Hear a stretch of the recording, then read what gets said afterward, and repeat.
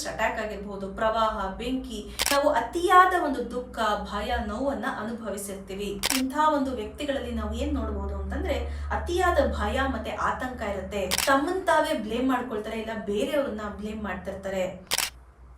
ನಮಸ್ತೆ. ಕೆಲವೊಂದ್ಸಲ ನಾವು ದುರ್ಘಟನೆಗಳನ್ನ ಪ್ರತ್ಯಕ್ಷವಾಗಿ ಅಥವಾ ಪರೋಕ್ಷವಾಗಿ ಅನುಭವಿಸಿದಾಗ ಅದರ ಪರಿಣಾಮ ನಮ್ಮ ಮನಸ್ಸಿನ ಮೇಲೆ ದೀರ್ಘಕಾಲದವರೆಗೂ ಉಳ್ಕೊಂಡ್ಬಿಡುತ್ತೆ. ಫಾರ್ ಎಕ್ಸಾಂಪಲ್, ರೋಡ್ ಆಕ್ಸಿಡೆಂಟ್ಸ್ ಆಗಿರಬಹುದು, ಲೈಂಗಿಕ ಕಿರುಕುಳ ಆಗಿರಬಹುದು, ಇಲ್ಲ ಅಂತಂದ್ರೆ ಅಲ್ಲಿ ಒಂದು ಟೆರರಿಸ್ಟ್ ಅಟ್ಯಾಕ್ ಆಗಿರಬಹುದು, ಪ್ರವಾಹ, ಬೆಂಕಿ, ಈ ತರ ಅನೇಕ ದುರ್ಘಟನೆಗಳು ನಮ್ಮ ಜೀವನದಲ್ಲಿ ಸಂಭವಿಸಿದಾಗ ನಾವು ಅತಿಯಾದ ಒಂದು ದುಃಖ, ಭಯ, ನೋವನ್ನ ಅನುಭವಿಸಿರ್ತೀವಿ. ಹೀಗಾಗಿ ಏನಾಗುತ್ತೆ, ಇದ್ರ ಪರಿಣಾಮ ನಮ್ಮ ಮನಸ್ಸಿನ ಮೇಲೆ ಶಾಶ್ವತವಾಗಿ ಉಳ್ಕೊಂಡ್ಬಿಡುತ್ತೆ. ನಮ್ಮನ್ನ ಒಂದು ನೆರಳಾಗಿ ಅದು ಹಿಂಬಾಲಿಸುತ್ತೆ. ಇದನ್ನ ನಾವು ಸೈಕಾಲಜಿನಲ್ಲಿ PTSD ಅಂತ ಕರಿತೀವಿ, ಅಂದ್ರೆ ಪೋಸ್ಟ್ ಟ್ರೊಮ್ಯಾಟಿಕ್ ಸ್ಟ್ರೆಸ್ ಡಿಸಾರ್ಡರ್ ಅಂತ ಕರಿತೀವಿ. ಆಘಾತವನ್ನು ಅನುಭವಿಸಿದ ನಂತರ ನಮ್ಮ ಮನಸ್ಸಿನಲ್ಲಿ ಉಂಟಾಗುವ ಒಂದು ಮಾನಸಿಕ ಒತ್ತಡದ ಕಾಯಿಲೆ ಅಂತಾನೆ ಇದನ್ನ ನಾವು ಕರಿಬಹುದು. ಯಾರು ಈ PTSD ಕಾಯಿಲೆಗೆ ಒಳಗಾಗಿರ್ತಾರೋ ಅಂಥವ್ರು ಆ ದುರ್ಘಟನೆಯನ್ನ ಪದೇ ಪದೇ ಅನುಭವಿಸ್ತಾ ಇರ್ತಾರೆ, ಪದೇ ಪದೇ ಆ ಫ್ಲಾಶ್ ಬ್ಯಾಕ್ಗೆ ಒಳಗಾಗ್ತಾ ಇರ್ತಾರೆ. ಇದು ಅವರ ಪರ್ಸನಲ್ ಚಾಯ್ಸ್ ಖಂಡಿತವಾಗ್ಲೂ ಅಲ್ಲ, ಆದ್ರೆ they experience the traumatic experience. ಯಾಕೆ ಅಂತಂದ್ರೆ ಅವರ ಮನಸ್ಸಿನ ಮೇಲೆ ಆ ಒಂದು ಘಟನೆ ಅಷ್ಟು ಆಳವಾಗಿ ಪರಿಣಾಮವನ್ನ ಬೀರಿರುತ್ತೆ. ಅವ್ರು ಎಷ್ಟೇ ಬೇಡ ಅಂತಂದ್ರು ಅದು ನೆರಳಾಗಿ ಅವರನ್ನ ಕಾಡ್ತಾ ಇರುತ್ತೆ. ಆ ಒಂದು ದುರ್ಘಟನೆ ನಡೆದಿದ್ದ ಸಮಯ ಆಗಿರ್ಬೋದು, ಒಂದು ಸೌಂಡ್ ಆಗಿರ್ಬೋದು, ಅಥವಾ ಆ ಜಾಗದ ಹೆಸರಾಗಿರ್ಬೋದು, ಅಥವಾ ಅದೇ ತರ ದುರ್ಘಟನೆ ಬೇರೆ ಎಲ್ಲರೂ ಆದಾಗ ಅವ್ರಿಗೆ ಪ್ಯಾನಿಕ್ ಅಟ್ಯಾಕ್ಸ್ ಆಗ್ಬಿಡತ್ತೆ. ಮತ್ತೆ ಆ ಒಂದು ಸಂಗತಿಯನ್ನ ಮತ್ತೆ ಅನುಭವಿಸ್ತಾರೆ ಅವರು. ಯಾಕೆ ಅಂತಂದ್ರೆ ಅವರು ಆ ಒಂದು ಸಂದರ್ಭದಲ್ಲಿ ವಿಟ್ನೆಸ್ ಆಗಿರ್ತಾರೆ, ವಿಕ್ಟಿಮ್ ಆಗಿರ್ತಾರೆ. ಸೊ ಹೀಗಾಗಿ ಅವ್ರು ಎಷ್ಟೇ ಬೇಡ ಅಂತಂದ್ರು, ಅದನ್ನ ಎಷ್ಟೇ ತಡೆದ್ರೂ ಕೂಡ ಅವರನ್ನ ಈ ನೆನಪುಗಳು ಬಿಡೋದಿಲ್ಲ, ಶಾಶ್ವತವಾಗಿ ದೀರ್ಘಕಾಲದವರೆಗೂ ಅವ್ರನ್ನ ಕಾಡ್ಸುತ್ತೆ.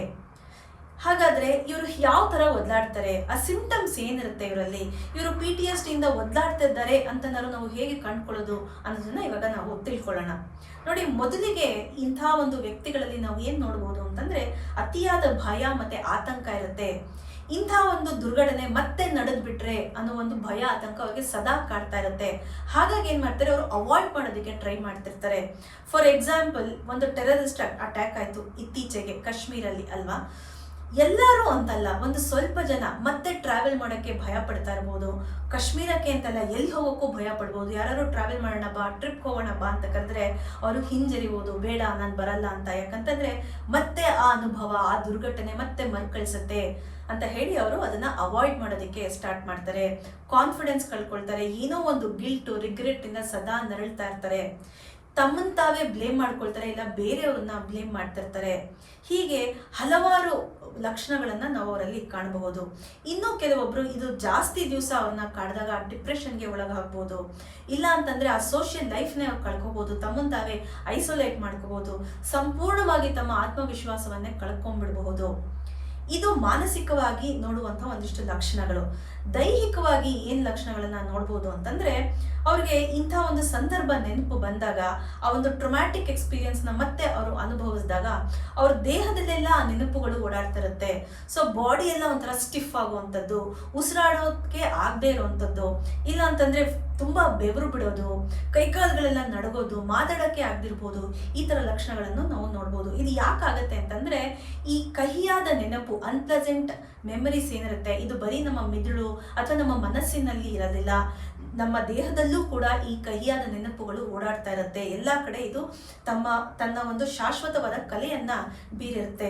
ಸೊ ಈ ಕಾರಣಕ್ಕೆ ಆ ವ್ಯಕ್ತಿ ಏನ್ ಮಾಡ್ತಾನೆ, ಇಂಥ ಒಂದು ಲಕ್ಷಣಗಳನ್ನ ತೋರಿಸ್ತಾನೆ.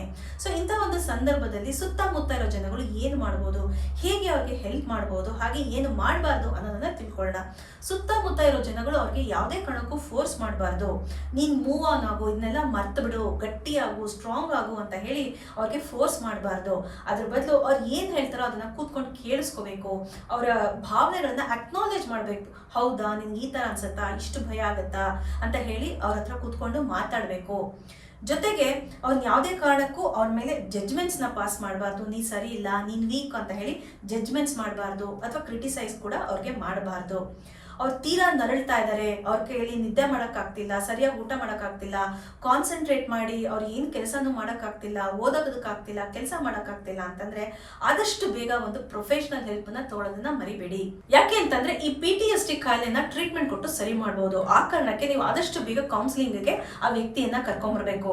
ಕೌನ್ಸಿಲಿಂಗ್ ಅಲ್ಲಿ ನಾವು ಟ್ರೋಮಾ ಫೋಕಸ್ ಥೆರಪಿ ಅಂತ ಹೇಳಿ ಒಂದು ಟೆಕ್ನಿಕ್ ನ ಯೂಸ್ ಮಾಡಿ ಇಂಥ ವ್ಯಕ್ತಿಗಳನ್ನ ಆ ಒಂದು ಟ್ರೊಮ್ಯಾಟಿಕ್ ಎಕ್ಸ್ಪೀರಿಯನ್ಸ್ ಇಂದ, ಆ ಒಂದು ಅನ್ಪ್ಲೆಸೆಂಟ್ ಮೆಮೊರೀಸ್ ಇಂದ ಹೊರಗಡೆ ಕರ್ಕೊಂಡ್ಬಂದು ಹೀಲ್ ಮಾಡೋದಕ್ಕೆ ಟ್ರೈ ಮಾಡ್ತೀವಿ. ಸೊ ನೀವು ಯಾವುದೇ ಕಾರಣಕ್ಕೂ ಸಿಂಪ್ಟಮ್ಸ್ ಅನ್ನ ನೆಗ್ಲೆಕ್ಟ್ ಮಾಡಬಾರ್ದು. ಎಸ್ಪೆಷಲಿ ಅದು ಜಾಸ್ತಿ ದಿನ ಆ ವ್ಯಕ್ತಿಗೆ ಕಾಡ್ತಾ ಇದೆ, ಆಘಾತ ಆಗಿ ಎಷ್ಟೋ ವರ್ಷಗಳಾಯ್ತು ಆದ್ರೂ ಕೂಡ ಆ ವ್ಯಕ್ತಿ ಇನ್ನೂ ನರಳ್ತಾ ಇದ್ದಾನೆ ಆ ದುರ್ಘಟನೆಯಿಂದ ಅಂದಾಗ ತಪ್ಪದೆ ಕೌನ್ಸಿಲಿಂಗ್ ಬರೋದನ್ನ ಮರಿಬೇಡಿ. ಸೊ ಈ PTSD ಅನ್ನೋದನ್ನ ಒಳ್ಳೆ ಒಂದು ಸೋಷಿಯಲ್ ಸಪೋರ್ಟ್ ಮೂಲಕ ಮತ್ತೆ ಒಂದು ಒಳ್ಳೆ ಕೌನ್ಸಿಲಿಂಗ್ ಟ್ರೀಟ್ಮೆಂಟ್ ಮೂಲಕ ಖಂಡಿತವಾಗ್ಲೂ ನಾವು ಸರಿ ಮಾಡಬಹುದು. ಆದ್ರೆ ಆ ವ್ಯಕ್ತಿ ಮತ್ತೆ ಆ ವ್ಯಕ್ತಿ ಸುತ್ತಮುತ್ತ ಇರೋ ಜನಗಳು ಈ ಒಂದು ಟ್ರೀಟ್ಮೆಂಟ್ಗೆ ರೆಡಿಯಾಗಿ ಹೀಲ್ ಆಗಬೇಕು ಅನ್ನೋ ಒಂದು ಡಿಸಿಷನ್ ಅನ್ನ ತಗೊಂಡು ಕರೆಕ್ಟ್ ಟೈಮ್ಗೆ ಈ ಒಂದು ಟ್ರೀಟ್ಮೆಂಟ್ ಅನ್ನ ತಗೊಂಡ್ರೆ ಖಂಡಿತವಾಗ್ಲೂ ಆ ದುರ್ಘಟನೆಯಿಂದ ಆ ವ್ಯಕ್ತಿನ ಗುಣಮುಕ್ತನಾಗಿ ನಾವು ಮಾಡಬಹುದು. ಆ ಫ್ಲಾಶ್ ಬ್ಯಾಕ್ಸ್ ಇಂದ ಆ ವ್ಯಕ್ತಿನ ನಾವು ಹೊರಗೆ ಕರ್ಕೊಂಡ್ಬರ್ಬೋದು. ಆ ಟ್ರೊಮ್ಯಾಟಿಕ್ ಎಕ್ಸ್ಪೀರಿಯನ್ಸ್ ಇಂದ ಆ ವ್ಯಕ್ತಿನ ನಾವು ಹೀಲ್ ಮಾಡಬಹುದು ಅಂತ ಹೇಳಿ ಇವತ್ತಿನ ಈ ಒಂದು ಸಂಚಿಕೆಯನ್ನ ಮುಗಿಸ್ತಾ ಇದ್ದೀನಿ. ಥ್ಯಾಂಕ್ ಯು, ಧನ್ಯವಾದಗಳು.